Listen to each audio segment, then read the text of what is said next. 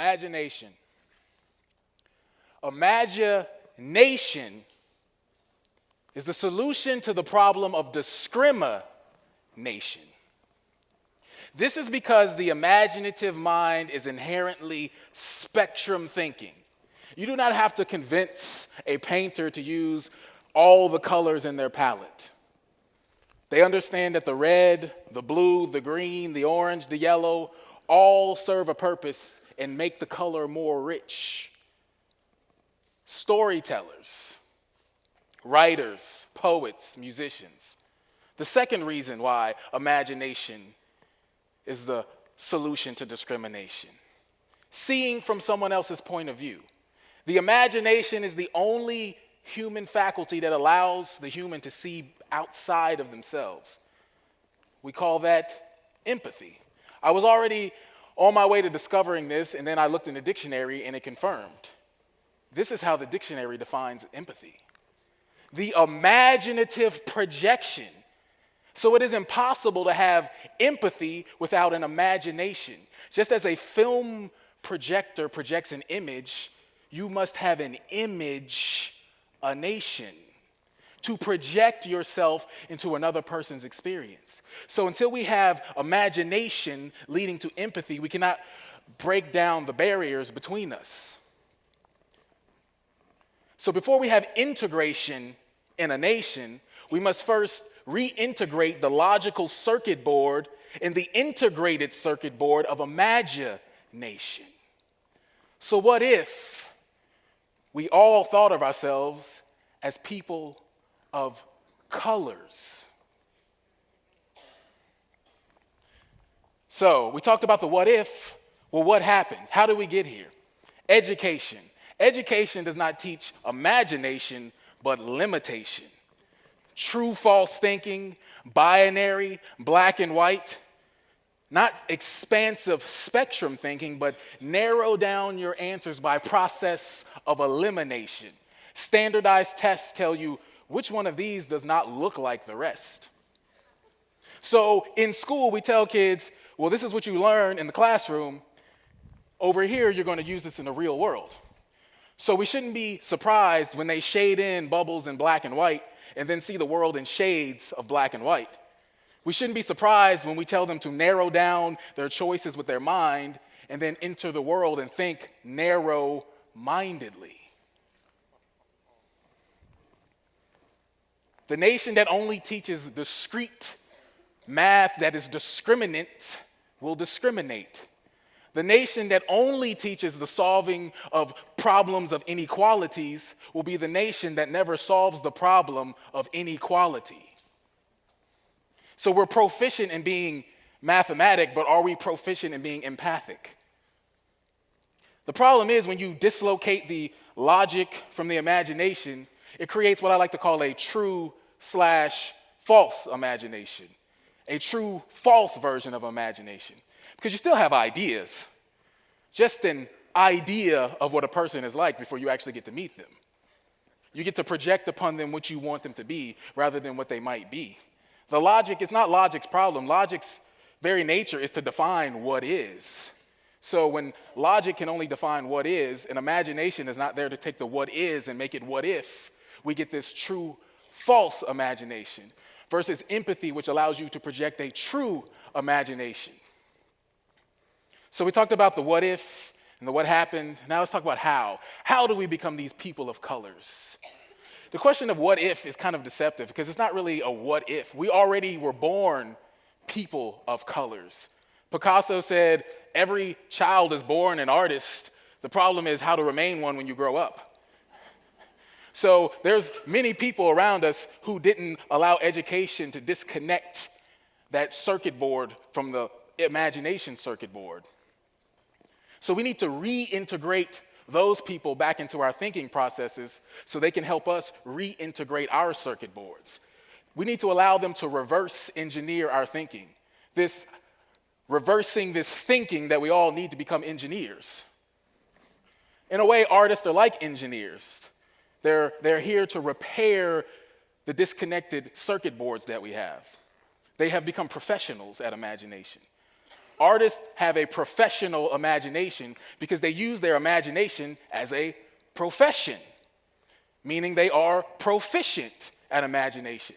And since they are proficient at imagination, and imagination leads to empathy, then they must be professionals at empathy. I love actors. I think actors are the most beautiful, intelligent people in the world.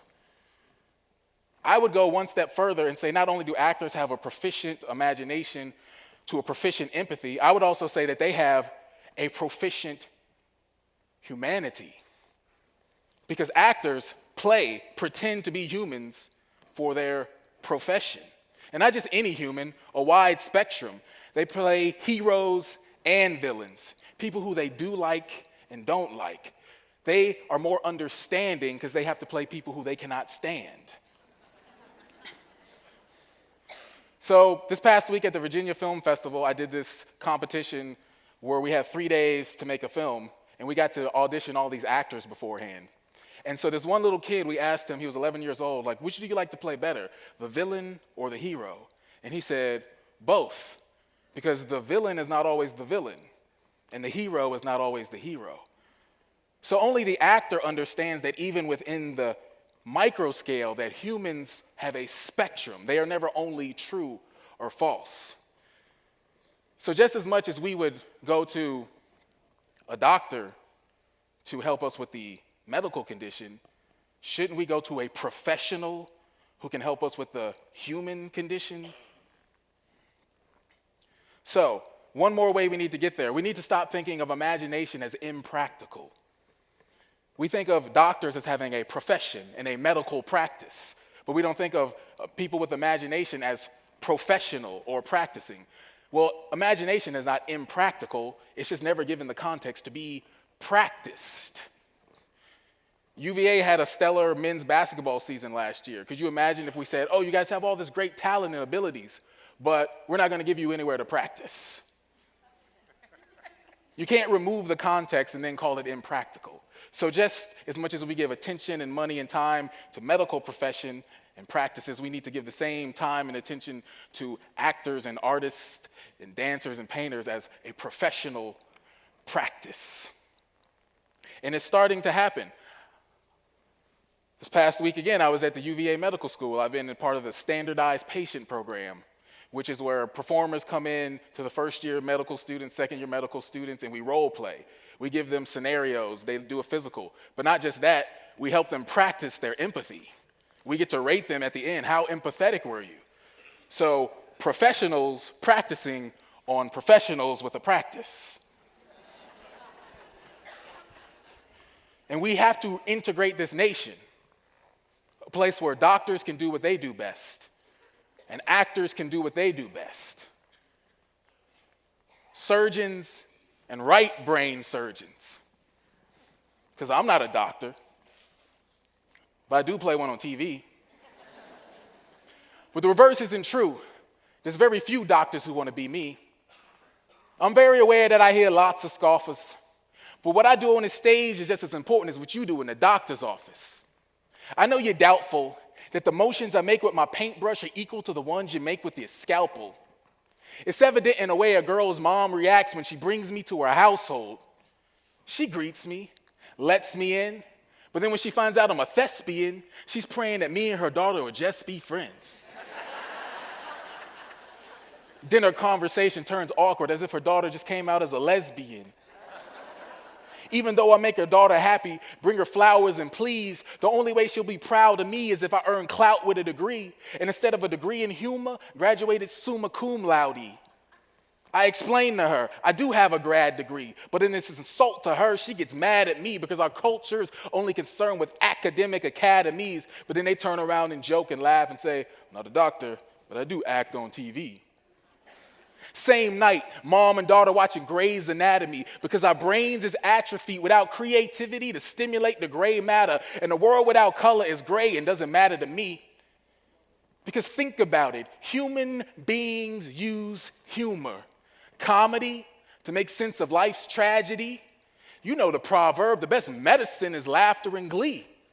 Doctors don't come home from a day's surgery and rewind the tapes. Even they find ways to unwind and escape, recline and take a break, to not have to think and have a drink and wine taste with friends from the vines of grapes. Doctor, you may be the reason for keeping people alive, but I'm the reason they even have a life. Tonight, I'm the reason you romance your wife by candlelight. But you just see a struggling artist. You just see a waiter. But I'm the lead player in the theater that she wants you to take her to see later.